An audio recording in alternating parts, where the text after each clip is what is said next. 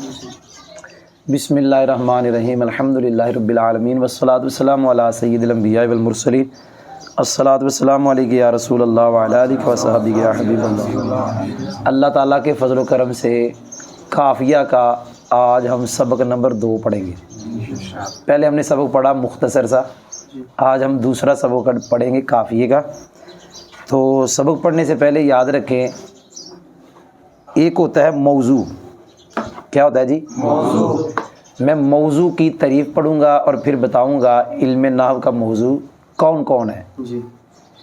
ہر علم کا موضوع وہ شے ہوتی ہے جس شے کے عوارض ذاتیہ کے بارے اس علم میں بحث کی جائے۔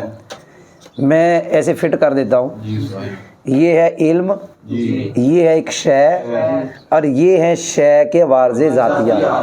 اس علم کا موضوع وہ شے ہے جس شے کے عوارض ذاتیہ کے بارے علم میں بحث کی جائے۔ میں نے موضوع کی طرف فٹ کرا دی۔ علم نحو کا موضوع کلمہ اور کلام ہے، کیونکہ علم نحو ایک علم ہے، کلمہ کلام شے ہیں، اور ان کے جو عوارض ذاتیہ ہیں، مور مبنی ہونا، معرفہ نکرہ ہونا، مذکر مؤنث ہونا، واحد تثنیہ جمع ہونا، ان کے بارے علم نحو میں بحث کی جاتی ہے، لہذا علم نحو کا موضوع ہے کلمہ کلام۔ یہ ہے جی علم نحو، یہ ہے کلمہ اور کلام، اور ان کے جو احوال ہیں مور مبنی، معرفہ نکرہ، نہیں سمجھ آئی، وغیرہ وغیرہ۔ علم نحو کا موضوع وہ شے ہے جس شے کے عوارض ذاتیہ کے بارے علم نحو میں بحث کی جاتی ہے۔ تو کلمہ کلام وہ چیز ہیں جن کے عوارض ذاتیہ کے بارے علم نحو میں بحث کی جاتی ہے، لہذا علم نحو کا موضوع کون بن گئے؟ یہاں میں ایک بات کرنا چاہتا ہوں، بڑا مشہور سوال ہے کہ تعدد موضوع تعدد علم پر دلالت کرتا ہے، یعنی اگر موضوع زیادہ ہے تو علم بھی زیادہ۔ تو سوال ہوگا کہ یہاں تو موضوع 2 بن گئے، تو کیا علم نحو 2 علم ہے؟ علم نحو تو ایک علم ہے۔ اس کا جواب یہ ہے، ایک علم کے کئی موضوع ہو سکتے ہیں، شرط یہ ہے کہ وہ کئی موضوع کسی ایسے امر میں شریک ہوں جو امر دونوں کو شامل ہے۔ کلمہ کلام 2 ہیں، علم نحو 1 ہے، اس کا یہ 2 موضوع ہیں۔ شرط اس میں پائی جا رہی، یہ دونوں ایک ایسی چیز میں شریک ہیں جو چیز دونوں کو شامل ہے، اور وہ ہے لفظ۔ جی کوئی سمجھ بھی آئی کہ نہیں آئی سمجھ؟ اچھا، یہاں میں جو بات کرنا چاہتا ہوں، ہمارا جو قافیہ ہے نا، وہ شروع ہوتا ہے بسم اللہ کے بعد الکلمۃ لفظ وضع لمعنی مفرد سے۔ بڑا مشہور سوال ہے، یہ چند دن 1-2 دن پڑھائیں گے، اس کے بعد انشاءاللہ ہمارا قافیے کا انداز آسان ہے کہ ہم متن حل کرتے ہیں۔ جی میں پڑھنے لگا ہوں۔ علم نحو کا مقصود جو ہے نا، مرفوعات، منصوبات، مجرورات، یہ کلمہ کلام کے احوال جو ہیں وہ مقصود ہیں۔ کون مقصود ہیں؟ احوال ہے نا، جو کلمہ کلام کے احوال، عوارض ذاتیہ، مرفوعات، منصوبات، مور مبنی، مذکر، یہ علم نحو کا مقصود ہے۔ تو صاحب قافیہ مقصود کو چھوڑ کر، کس کو چھوڑ کر؟ مقصود کو چھوڑ کر غیر مقصود میں شروع ہو رہا ہے۔ اس کو سمبٹ والا کہتا ہے مقصود کو چھوڑ کر یہ مشغول ہو رہا ہے اس میں جو مقصود ہی نہیں، اشتغال بما لا یعنی، یہ تو مقصود نہیں ہے، مقصود تو کلمہ کلام کے احوال ہے۔ جی سوال سمجھ آیا؟ میں اس کا جواب پڑھنے لگا ہوں۔ ایک ہوتی ہے شے، کیا ہوتی ہے؟ اور ایک ہوتے ہیں اس کے عوارض ذاتیہ، کیا ہوتے ہیں؟ اس کے احوال۔ یاد رکھنا، یہ بعد میں پہچانے جاتے ہیں، پہلے یہ شے پہچانی جاتی ہے۔ ان کی معرفت، کیا کہا؟ موقوف ہوتی ہے شے کی معرفت پر۔ شے کے احوال کی معرفت موقوف ہوتی ہے جب تک شے کی معرفت نہیں آئے گی احوال کی معرفت نہیں آئے گی. یاد ہوا ہے؟ ہم مانتے ہیں اے معترض اے سائل کہ علم نحو کا مقصود یہ ہے، یہ مقصود ہیں عوارض ذاتیہ، کلمہ کلام کے احوال مقصود ہیں. لیکن جو تو نے یہ کہا کہ کلمہ کی تعریف میں مشغول ہونا یہ غیر مقصود میں مشغول ہونا، یہ ہم نہیں مانتے. ہم اس کو بھی مقصود ثابت کریں گے. کیسے؟ کہ کلمہ کلام کے احوال مقصود ہیں لیکن کلمہ کلام کے احوال خود موقوف ہیں. کیا ہے؟ کلمہ کلام کی معرفت پر. اب قاعدہ یہ ہے مقصود جس پہ موقوف ہو وہ بھی مقصود ہوتا ہے. کلمہ کلام کے احوال مقصود ہیں لیکن یہ موقوف ہیں کلمہ کلام کی معرفت پر. کہ مقصود جس پر موقوف ہوا وہ بھی مقصود ہے. ثابت ہوا کلمہ کلام بھی مقصود ہے. جی یاد ہوا؟ جی آگے جا رہا ہوں. موضوع کتنی چیزیں ہیں جی؟ 2، کلمہ اور بڑا مشہور سوال ہے کہ ماتن نے کلمہ سے کام شروع کیا حالانکہ کلام بھی موضوع ہے اور کلام سے شروع کرتا تو اولا تھا کیونکہ کلام فائدہ تامہ دیتا ہے جبکہ کلمہ فائدہ تامہ نہیں دیتا. جی اس کا جواب پڑھنے لگا ہوں. کلمہ کو کلام پر مقدم کرنے کی وجہ ایک ہوتا ہے کلمہ، ایک ہوتا ہے کلام، ایک ہوتے کلمہ کے افراد، ایک ہوتے کلام کے افراد. پتہ نہیں سمجھے کہ نہیں؟ یہ ہے کلمہ کی تعریف. زید، عمر، بکر یہ کلمہ کے افراد ہیں. کلام کی جو تعریف ہے لفظ تضمن کلمتین بالاسناد وہ کلام ہے. زید قائم، لا الہ الا اللہ، محمد رسول، یہ کلام کے کیا ہیں؟ افراد. جی یاد ہوا؟ سننا جی، کلمہ کے افراد یہ جو میں نے لکھے جو کلام کے افراد ہیں زید قائم اس کا یہ جز ہے. کلمہ کے افراد. آگے جا رہا ہوں. اور کلمہ کا مفہوم یہ والا جو کلام کا مفہوم ہے لفظ تضمن کلمتین، یہ مفہوم کلام کے مفہوم کی کیسے جز ہے کہ یہ کلمہ اس میں آ گیا. کلمتین پتہ چلا کلام کا مفہوم کل، کلام کا کلمے کا مفہوم جز کیونکہ اس کا ذکر اس میں آ گیا.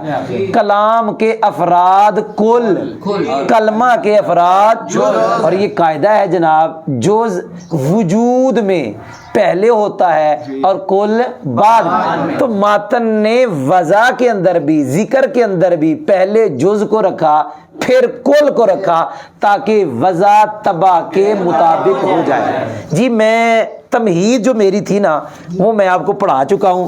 اب میں پہنچ گیا ہوں الکلمات پہ. کہاں پہنچ گیا ہوں؟ تو الکلمۃ لفظ وضع لمعنی مفرد کے اب پہلے کریں گے ترکیب. جی یہ معرفہ ہے، یہ نکرہ ہے. پہلا معرفہ یہ ہمارا پکا قاعدہ کیا بنتے ہیں جی؟ یہ نکرہ ہے اور یہ جملہ ہے. پہلے نکرہ پھر جملہ کیا بنتے ہیں جی؟ یہاں تک یہ موصوف ہو گیا. وودیہ کے اندر ضمیر ذوالحال اس کی طرف لوٹے وہ ہم پہلے بنائیں گے نائب فعل. لام جار ما نن مفرد دن دو نکرے کٹھے آ جائے کیا بن گئے؟ موصوف میں کہ مجرور جار مجرور مل کے اس کے متعلق فعل اپنے نائب فاعل متعلق سے مل کر اس کی صفت، موصوف صفت مل کر اس کی خبر.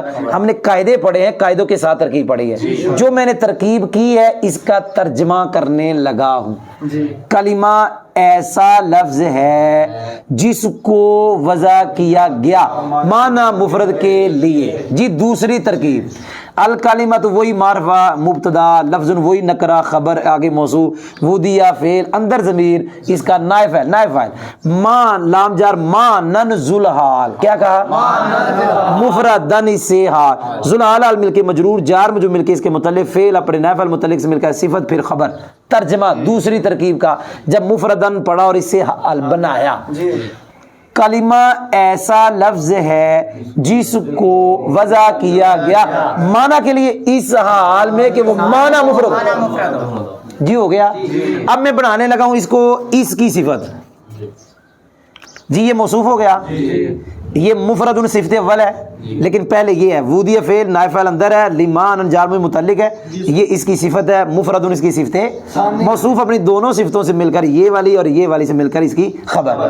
ترجمہ کلمہ ایسا لفظ مفرد ہے، کلمہ جس کو وضع کیا گیا معنی کے لیے، ہو گیا۔ اب میں اس کو حال بنانے لگا ہوں اس کی ضمیر سے، اور یاد رکھنا اس کی ضمیر کا مرجع یہ ہے، ترجمہ ہوگا کلمہ ایسا لفظ ہے جس لفظ کو کیا وضع کیا گیا معنی کے اس حال میں کہ وہ لفظ مفرد ہو۔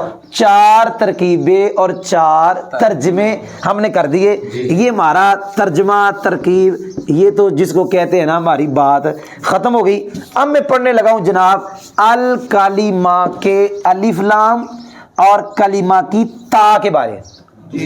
الف لام اور جی بڑی باتیں، لیکن ہم قافیہ پڑھ رہے ہیں۔ پھر میں نے یہ کہا کہ ایسی باتیں ہم چند دن پڑھیں گے، اس کے بعد ہم قافیہ متن حل کریں گے۔ الکلمہ میں جو الف لام ہے یہ جنس کا ہے، جی کہہ دیا میں نے۔ اب میں آپ کو سمجھاتا ہوں الف لام جنس کا کس کو کہتے ہیں۔ الف لام جنس کا وہ ہوتا ہے جس پہ وہ آیا ہے، الف لام کہتا ہے اس سے مراد اس کی حقیقت ہے، اس کی ماہیت ہے، افراد کا لحاظ نہیں۔ جی یاد ہو گیا ہے؟ اچھا یہ تو ہو گیا۔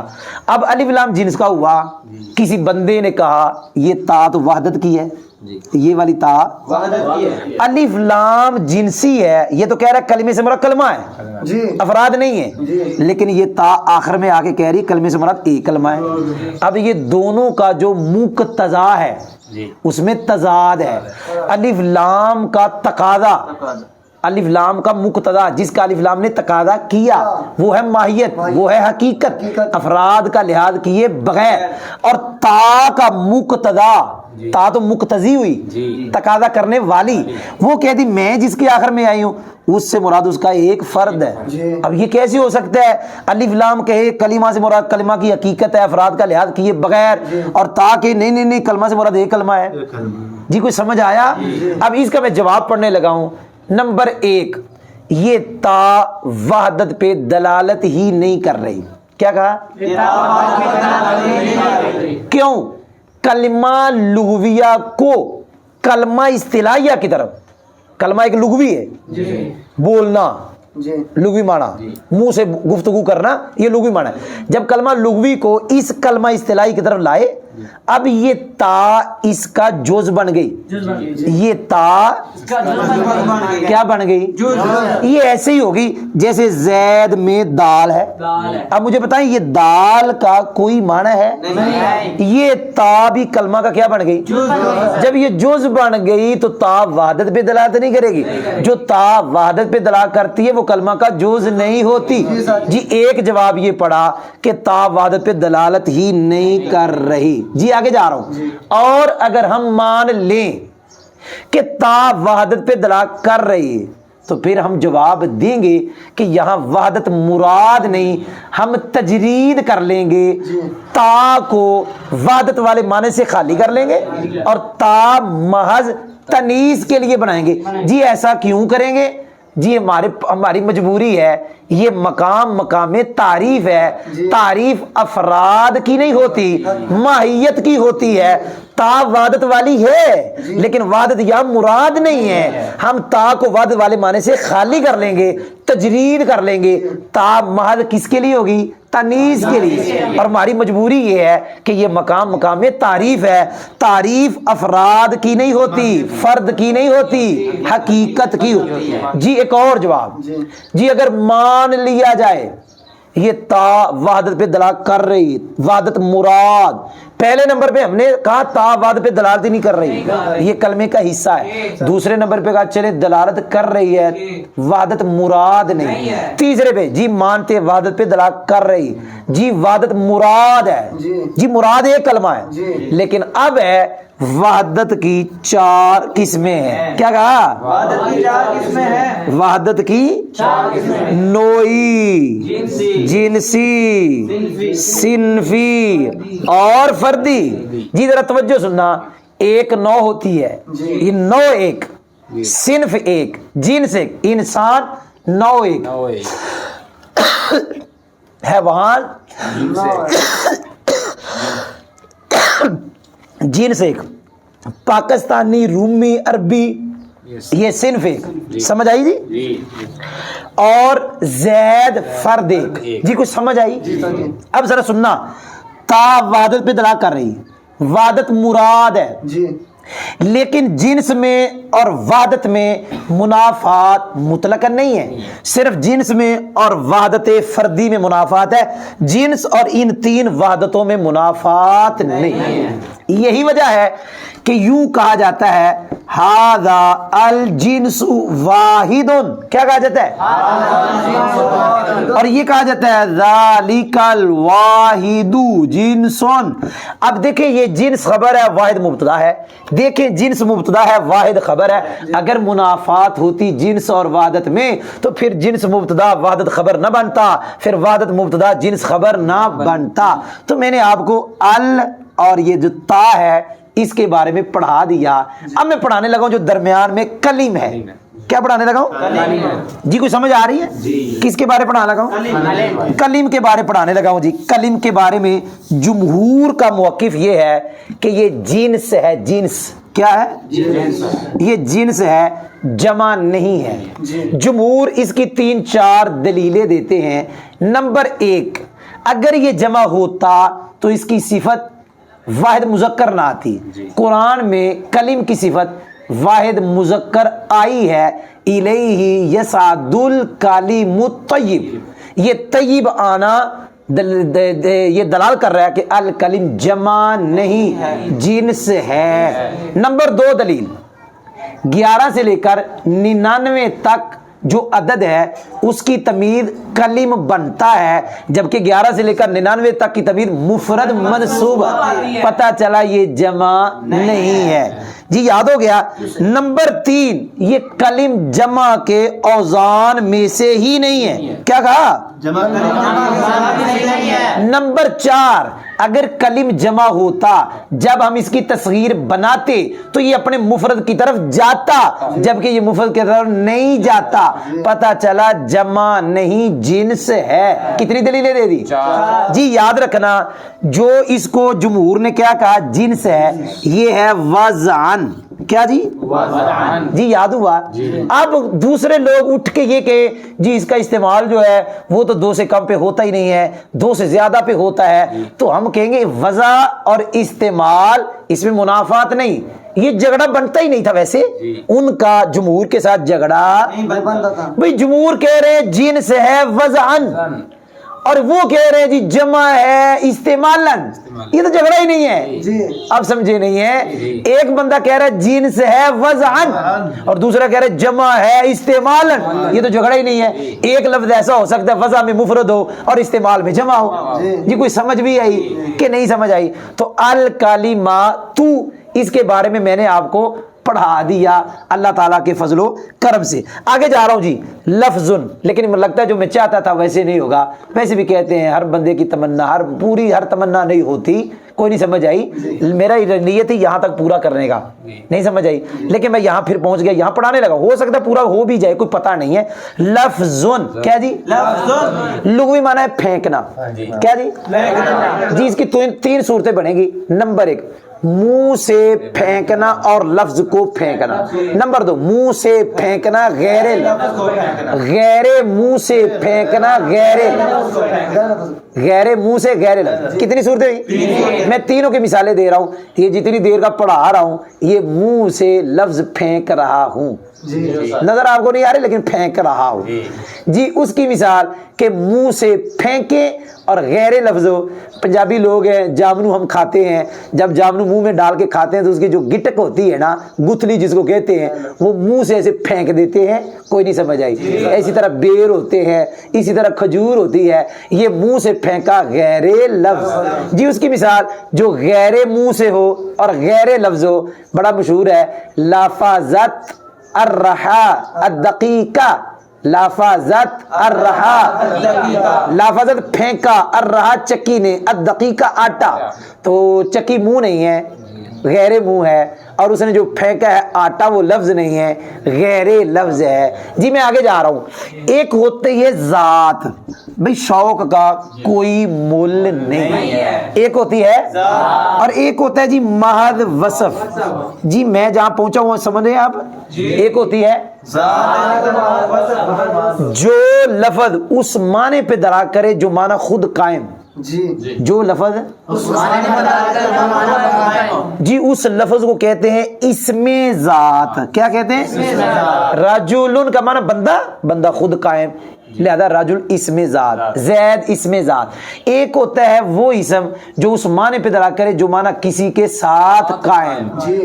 ضرب کا معنی مارنا، یہ مارنا نظر آتا ہے؟ نہیں آتا، کسی کے ساتھ قائم ہے. پڑھنا نظر آتا ہے؟ نہیں آتا. پڑھانا نظر آتا ہے؟ کسی کے ساتھ قائم ہے، خود قائم نہیں ہے. پڑھنا، پڑھانا، آنا جانا، سونا ہے، اور جاگنا، کھانا پینا، پھینکنا، یہ سب محض وصف ہے. وہ اسم جو اس معنی پہ درا کرے جو معنی خود قائم نہ ہو، اس اسم کو کہتے ہیں اس محض وصف.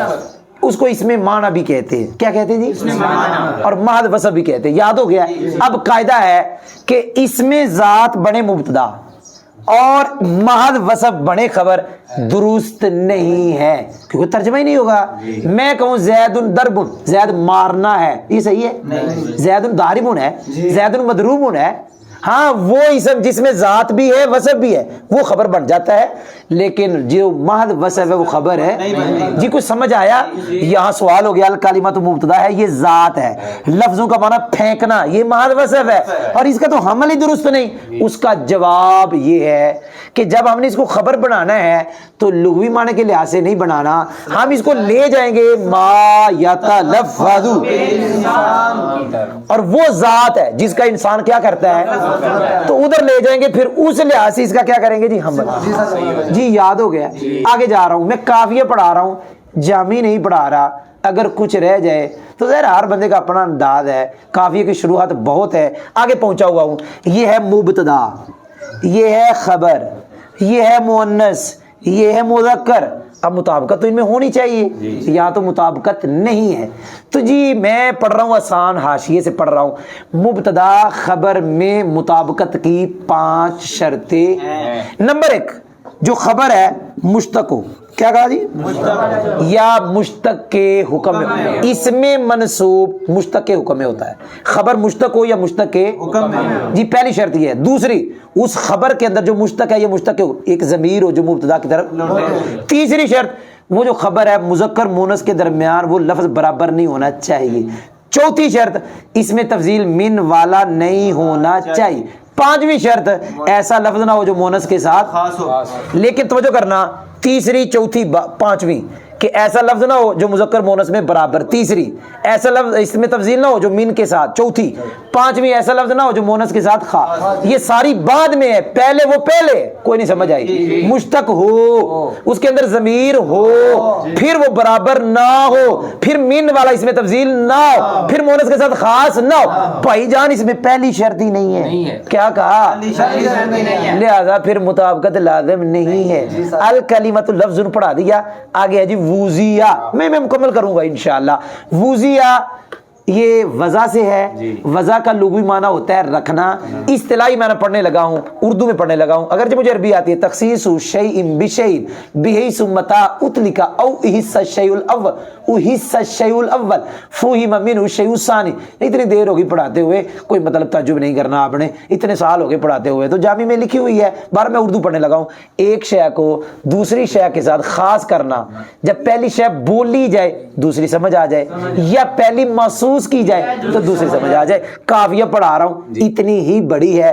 آگے جا رہا ہوں. لیمانن. کہاں پہنچ گیا جی؟ معنی کے بارے میں 3 قول ہے. نمبر 1، یہ اسم مفعول ہے، معنی سے بنا ہے.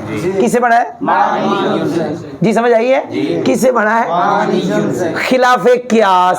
اس کے اندر تخفیف ہو گئی تو بن گیا معنی. جب ہم اس کو بنائیں گے اسم مفعول پھر کوئی سوال نہیں ہے. اگر ہم اس کو بنائیں مصدر میمی یا بنائیں اسم ظرف پھر سوال ہوگا، پھر تو ترجمہ ہی نہیں ہوگا.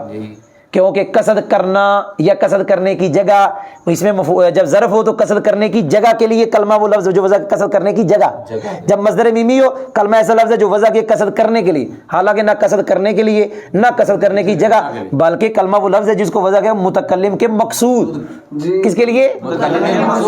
تو یہ مصدر میمی بنائے یا ظرف بنائے یہ ترجمہ ہی نہیں ہوتا۔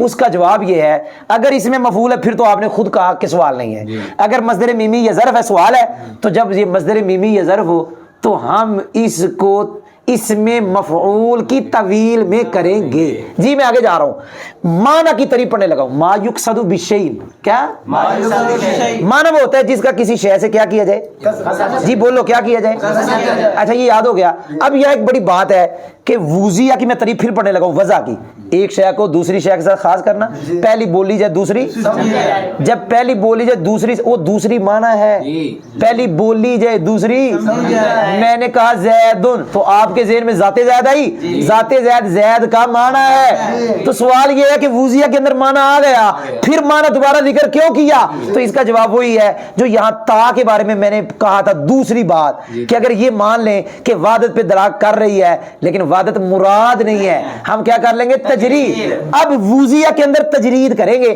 وضعیہ کے اندر دو چیزیں تھی، ایک لفظ تھا ایک معنی تھا، ہم اس کو معنی سے کریں گے خالی اور بعد میں معنی کا ذکر کرنا کیا ہو گیا؟ درست ہو گیا۔ کوئی نہیں سمجھ آئی؟ جیسے اسرا بعبدہ لیلا، اسرا کے اندر دو معنی، ایک ہے سیر ایک ہے رات، بعد میں پھر آ گیا لیلن، تو پہلے ہم اسرا میں کریں گے تجرید، رات والا جو معنی تھا اس کو ادھر سے نکال لیں گے۔ کوئی سمجھ بھی آئی؟ اس کی وجہ بھی لکھی ہوئی ہے کہ جناب تجرید جو کی ہے پھر دوبارہ معنی نہ آئے، اس کا فائدہ کیا ہے؟ اس نے کہا فائدہ یہ ہے تاکہ جو وضع میں دو چیزیں ہیں، ایک شے کو خاص کرنا، ایک شے کو اور دوسری شے جڑی معنی ہے اس کے ساتھ آندہ، دونوں قیدوں کے ذریعے احتراز ہو جائے۔ پہلی قید کے ذریعے محمل گیا، کون گیا؟ اور دوسری قید کے ذریعے حروف تہجی گئے۔ جی میں یہاں تک پہنچ گیا، آگے مفرد۔ توجہ کرنا، جو میں نے شروع میں پڑھایا تھا کہ یہ اس کی صفت بھی ہے یہ اس کا حال بھی ہے، یہ اس کی صفت بھی ہے اور یہ اس کا حال بھی ہے۔ جب ضمیر سے ذوالحال بنائیں گے ضمیر کو، اور اس کا مرجع یہ ہے۔ توجہ کرنا، چار ترجمے تھے، چار ترکیبیں تھے، چاروں ترجمے چاروں ترکیبیں میں دو صورتوں میں معنی مفرد ہے، جب معنی کی صفت ہے معنی سے حالت تو معنی مفرد، اور دو صورتوں میں لفظ مفرد ہے، لفظ کی صفت اور ضمیر سے حال، تو لفظ مفرد معنی مفرد کی تعریف آنی چاہیے۔ میں پڑھا گیا اللہ کے فضل و کرم سے۔ جی توجہ ہے، میں سمجھانے لگا ہوں۔ پہلے معنی مفرد، توجہ، معنی مفرد وہ معنی ہے جس کی جز پر اس کے لفظ کی جز دلالت نہ کرے۔ جی ایک ہے زید، کیا لکھا؟ اور ایک ہے ذات زید۔ جی ہے زید، بولو گے تو ذہن میں کون جائے گا؟ ذات زید۔ ذات زید معنی ہے، کیونکہ میں معنی کی طریق پڑھ گیا، آپ نے سنا نہیں۔ معنی وہ ہے جس کا قصد کیا جائے، معنی وہ ہے شے سے جس کا زید بول کے کس کا قصد؟ ذات زید۔ ذات زید معنی ہو گئی۔ اب مجھے بتائیں یہ جو ذات زید معنی ہے اس کے اجزاء ہیں یا نہیں ہیں؟ اچھا مجھے یہ بتائیں اس کے جو اجزاء ہاتھ، پاؤں، ناک، کان، ناخیں وغیرہ وغیرہ، اس کی اجزاء میں سے کسی جز پر یہ لفظ کی جو دلا کر رہی ہے؟ ثابت ہوا یہ معنی مفرد ہے، ذات زید۔ اسی طرح عبداللہ جب کسی کا نام ہو تو عبداللہ کہیں گے تو بندہ ذہن میں آئے گا کہ نہیں؟ وہ جو بندہ ہے وہ معنی مفرد ہے، کیونکہ اس کی کسی جز پر لفظ عبداللہ کی جز دلالت نہیں کر رہی۔ سمجھے نہیں آپ؟ جی میں پڑھنے لگا ہوں لفظ مفرد کیا ہوتا ہے۔ لفظ مفرد وہ ہے جس کی جز، کیا کہا؟ ایک دو تین جز ہے، جس کی جز اپنے معنی کی جز پہ دلالت نہ کرے۔ جی میں نے سمجھا دیا، زید کی کوئی جز ذات زید کی جز پہ دلالت نہیں کر رہی، ذات زید کی جز پر اس کے لفظ کی دلالت نہیں کر رہی۔ ادھر سے چلیں گے تو معنی، ادھر سے چلیں گے تو لفظ۔ سمجھ نہیں آئی؟ ذات زید کی جز پر لفظ کی جز دلالت، ذات زید معنی مفرد، جی زید لفظ کی جز، ذات زید کی جز پہ دلالت، لہذا زید لفظ مفرد۔ اور ایک بات یہ بھی سن لیں، لفظ مفرد معنی مفرد ان میں تلازم ہے، جہاں معنی مفرد وہاں لفظ مفرد، جہاں لفظ مفرد وہاں معنی مفرد۔ پتہ نہیں آپ سمجھے کہ نہیں؟ بھائی پہلی مرتبہ قافیہ پڑھا رہا ہوں اور ایسے یوٹیوب والوں کے لیے کوئی نہیں سمجھ آئی؟ جہاں لفظ مفرد وہاں جہاں معنی مفرد. جی میں آخر میں پہنچ گیا, سبق ختم ہونے کے قریب ہو گیا. ایک ہوتا ہے معرف, کیا کہا, اور ایک ہوتی ہے تعریف, ایک ہوتا ہے محدود, ایک ہوتی ہے حد. یہ ہے معرف, کیا یہ ساری تعریف ہے, اس کو معرف کہہ سکتے ہیں. تعریف کے اندر ایک ہوتی ہے جنس اور کچھ ہوتی ہیں فصلیں. یہ جنس ہے جی. لفظ کہا تو کلمہ کے اپنے افراد بھی آئے اور غیر بھی آئے. یہ یوٹیوب والوں کو دکھا رہا ہوں پسینہ, کوئی نہیں سمجھ آئی؟ بڑی مشکل سے چمن پیدا ہوتا, کیا کہتے ہیں وہ, ہزاروں سال نرگس اپنی بے نوری پہ روتی رہی. بڑی مشکل سے ہوتا ہے چمن میں دیدہ ور پیدا. کوئی نہیں سمجھ آئی کہ نہیں آئی؟ ایسے نہیں, ہم نے پنکھا بند کیا ہوا ہے اور کمرہ بند کیا ہوا ہے تاکہ شور بھی نہ آئے. کوئی نہیں سمجھ آئی؟ ہم نے کہے سبق پڑھانا ہے, مزہ لینا ہے, ہم مزہ لیتے ہیں سبق پڑھا کر, آگے علم دیتے ہیں, لیکن اللہ کے فضل و کرم سے مزہ بھی لیتے ہیں. ذرا توجہ, یہ کیا ہے جی, جنس ہے. اس میں کلمے کے اپنے بھی آئیں گے, کلمے کا غیر بھی, یعنی محمل بھی آیا, حروف تجی بھی آیا, پتہ نہیں کیا کیا آیا, مفرد آیا, مرکب آیا. جی آگے ہوتی ہیں جی فصلیں, یہ جو ہوگی جنس, اور آگے کیا یہ پہلی فصل ہے. اس کے ذریعے جناب وہ نکل گئے جو محمل ہے, اور وہ نکل گئے جو بالتبع, اور جو عقلاً طلاق, وہ سارے نکل گئے. وہ کیا, اب جب کہا لیمانن, اس سے حروف تہجی, کیونکہ ووزیہ سے حروف تہجی نہیں جاتے, حروف تہجی کی وضع ہے لیکن معنی کے لیے نہیں بلکہ جوڑنے کے لیے. اب جب کہا مفردن, اس سے مرکبات نکل گئے, کلامیہ بھی اور, تو یوں اللہ کے فضل و کرم سے الکلمۃ لفظ وضع لمعنى مفرد مکمل ہو گیا جی.